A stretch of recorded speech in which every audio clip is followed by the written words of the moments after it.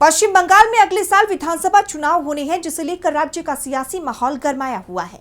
आरोप प्रत्यारोप का दौर शुरू हो चुका है। इस सियासी घमासान के बीच बीजेपी को एक बड़ा झटका लगा है, जिससे राज्य का सियासी पारा हाई हो गया है और चुनाव से पहले ही बीजेपी की नींव हिलती दिख रही है। तो क्या हुआ है बंगाल की सियासत में, जानेंगे इस रिपोर्ट में। पश्चिम बंगाल में चुनावी साल की शुरुआत से पहले ही नेताओं के एक दूसरे की पार्टी में जाने का सिलसिला शुरू हो गया है। इसी कड़ी में बीजेपी को बड़ा झटका लगा है।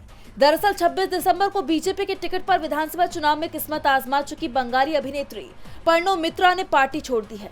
पर्णो मित्रा ने बीजेपी छोड़कर अब बंगाल की तृणमूल कांग्रेस का दामन थाम लिया है। टीएमसी ज्वाइन करने के बाद पर्णो मित्रा ने बीजेपी पर कई बड़े आरोप लगाए हैं। उन्होंने अपने बीजेपी में शामिल होने के फैसले को गलती बताते हुए कहा कि ममता बनर्जी के नेतृत्व में तृणमूल कांग्रेस में शामिल होकर मुझे खुशी हो रही है। मैंने 6 साल पहले भाजपा ज्वाइन की थी, लेकिन वहाँ चीजें ठीक नहीं रही। ये एक गलती थी और अब उसे सुधारने का वक्त आ गया है। बता दें कि पर्णो ने 2019 में बीजेपी ज्वाइन कर अपने राजनीतिक सफर का आगाज किया था। बीजेपी ने 2021 के पश्चिम बंगाल विधानसभा चुनाव में पर्णो को उम्मीदवार भी बनाया था।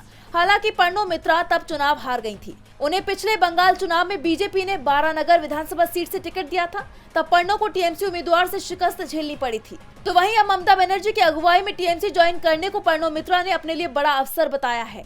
डीवी लाइव की रिपोर्ट।